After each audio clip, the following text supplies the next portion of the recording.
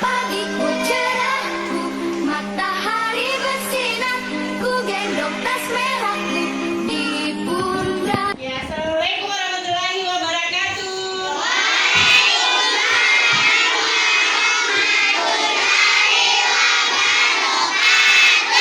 Hari ini tadi pagi kalian olahraga, berarti sudah fresh ya? Oke, kembalikan semangatnya lagi. Bagaimana? Tepuk semangat.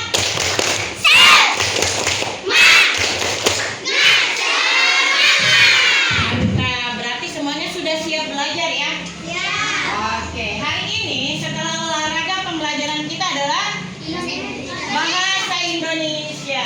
Nah, kita kembali ke pembelajaran mengenai ide pokok. Masih ingat pembelajaran sebelumnya? Oke, selain ide pokok, ada juga kita akan ada namanya intrinsik dan ya, oke. Hari ini kita akan melakukan diskusi.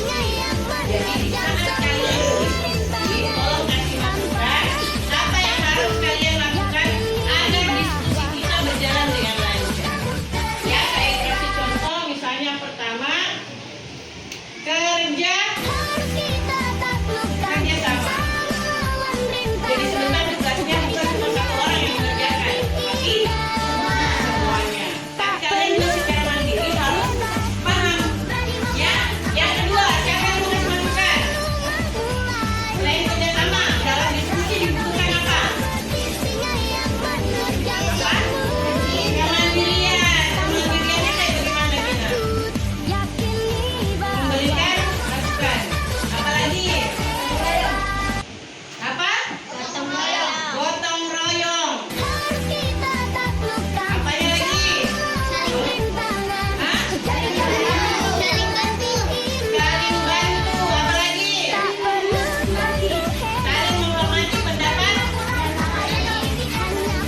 Ya, menghormati pendapat ya. Oke, ingat aja ya. Jangan masukan. Oke, ingat saat kita berdiskusi ya, kalian pahami adalah kesepakatan yang sudah kita lakukan. Kesepakatan belajar.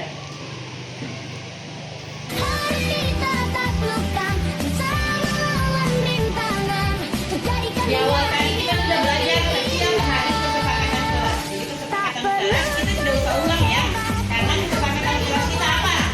Belajar dengan tertib, tidak ribut, apalagi tidak bermain, tidak betul, tidak berbicara saat guru menerangkan kalian. Jika itu sudah kalian pahami, tetap kalian jalankan. Ya, sebelum kita berdiskusi, ya sebelum ibu kasih SKPD, kalian menonton dulu materi pembelajaran tentang ide pokok. Oke, kalian nonton materi pembelajaran kita, simak baik-baik. Baik anak, hari ini kita akan membahas tentang ide bahasa mengerti, fungsi, dan cara menggunakan. Apa ya ide pokok? Setiap paragraf yang kita baca memiliki ide pokok di dalamnya. Mari kita pelajari bersama. Pertama, pengertian ide pokok. Ide pokok paragraf adalah masalah utama yang dibahas dalam suatu paragraf. Ide pokok dapat ditemukan dalam kalimat lain. Apakah kalian masih ingat dengan dalam pertama? Untuk mengingat kembali, mari kita perhatikan penjelasan berikut. Kalimat pertama adalah kalimat yang berisi pokok pikiran utama atau ide pokok dan menjadi dasar untuk mengembangkan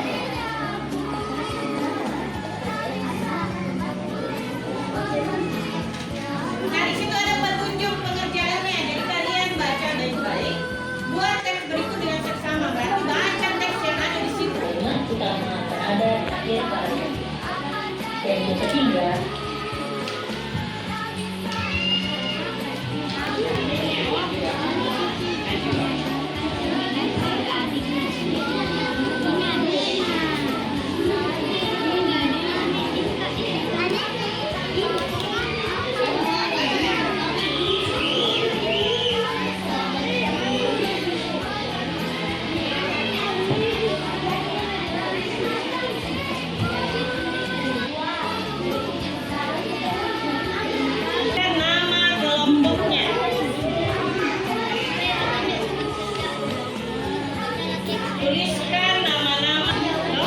Mana paragraf 1? Nanti yang pertama ini.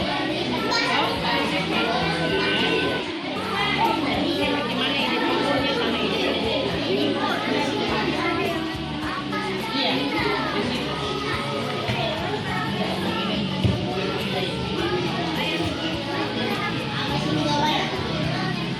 Karena masih yang mana paragraf utama? Iya.